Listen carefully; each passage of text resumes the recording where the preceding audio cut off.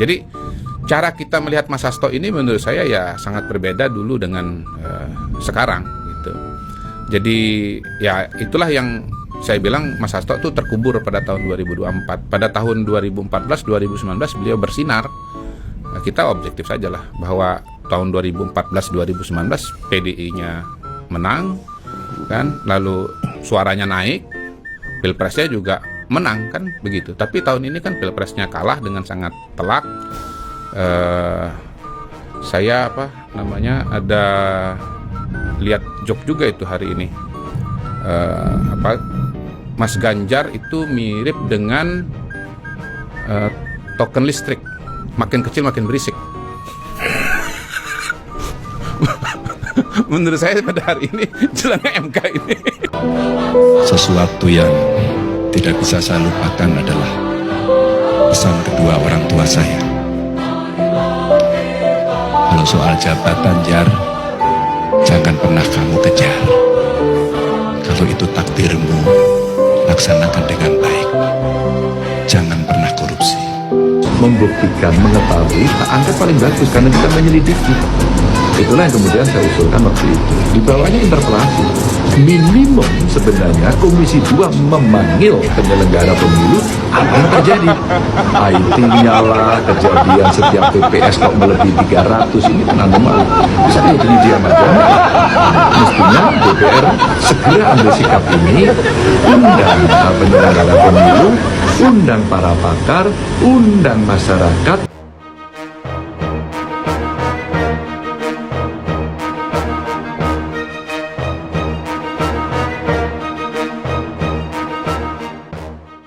Pengamat politik yang juga penggagas Jokowi 3 periode M. Kodari menyebut sosok Ganjar Pranowo seperti token listrik. Hal ini diungkapkan Kodari terkait sidang sengketa Pilpres 2024 yang saat ini tengah bergulir di Mahkamah Konstitusi atau MK.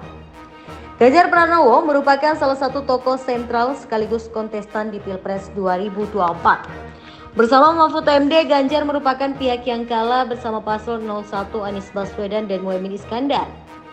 Kodari menilai Ganjar semakin berisik terutama sejak sidang sengketa Pilpres 2024 dengan tujuan mencari perhatian publik. Mas Ganjar itu mirip dengan token listrik, makin kecil makin berisik. Kodari juga mengalamatkan token listrik kepada Sekjen PDIP Hasto Kristianto yang menurut dia semakin habis. Direktur Eksekutif Indo Barometer itu menyebut nasib Hasto yang semakin meredup di pemilu maupun Pilpres 2024. Ia menuturkan Hasto sebenarnya sempat menjadi bintang dan bersinar di 2 kali penyelenggaraan Pilpres dan Pemilu tahun 2014 dan 2019. Di kedua pemilu tersebut Hasto sukses membawa PDIP juara Pilegs dan mengantarkan kader PDIP yakni Jokowi sebagai presiden. Di 2024 Kodari melihat sinar Hasto meredup bahkan cenderung tertutup karena kekalahan jagoannya yakni Ganjar Pranowo dan Mahfud MD di Pilpres. Sementara di Pileg, raihan suara PDIP juga turun dibandingkan tahun 2019 meskipun masih tetap di peringkat teratas raihan suara Pileg. Diketahui PDIP meraih 25.387.279 suara atau setara dengan 16,72% di pemilu 2024. Sementara di pemilu 2019, PDIP meraih 27.053.961 suara atau setara dengan 19,33%. Maka kinerja Hasto dipertanyakan di PDIP.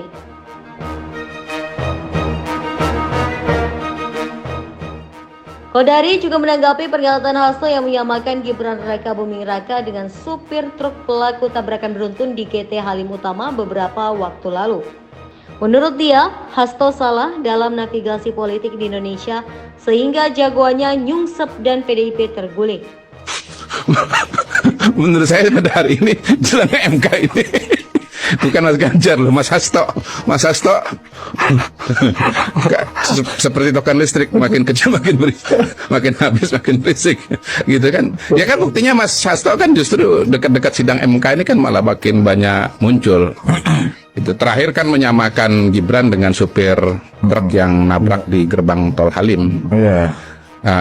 Dan khilaf katanya. Ya karena hilap, terus belum cukup umur. Lebih kepada soal belum cukup umur.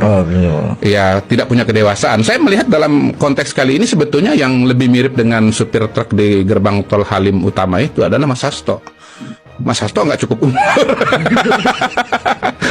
dalam menavigasi politik Indonesia, dalam menavigasi PDI Perjuangan. Buktinya PDI Perjuangan nabrak dan terguling.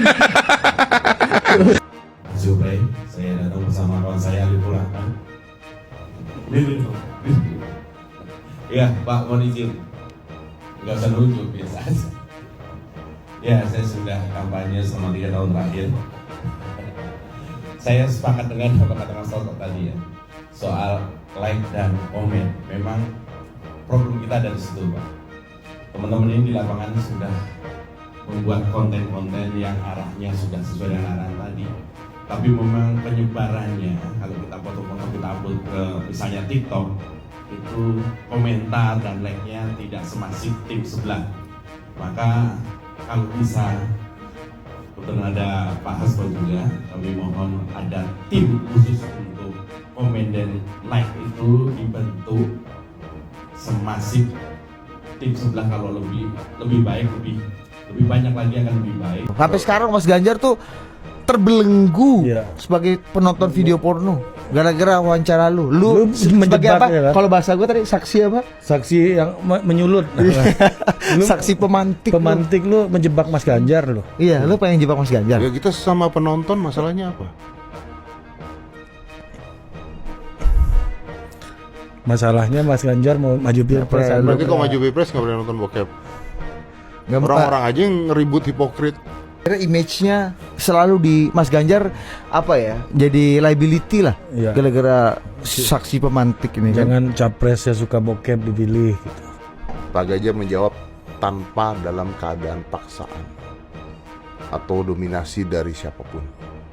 Itu jawaban beliau yang netral sebagai seorang pria yang sudah dewasa. Salahnya apa? Kalau dia pernah nonton bokep, salahnya apa? Saya juga pernah, apalagi dia. Kenapa dia? Tampangnya bro, kelihatan. Apa bedanya orang? Kenapa? Kayak begini ketawanya. Gitu. Kalau dia yang main. Kalau dia main. Kalau dia main. Main dia. Jadi kalau misalnya ada orang-orang pemain. bilang gara-gara gua, menurut gua nggak gara-gara gue. Gara-gara orang yang motong-motong. Orang pembicaraan 1 jam lo ngambil bokepnya doang.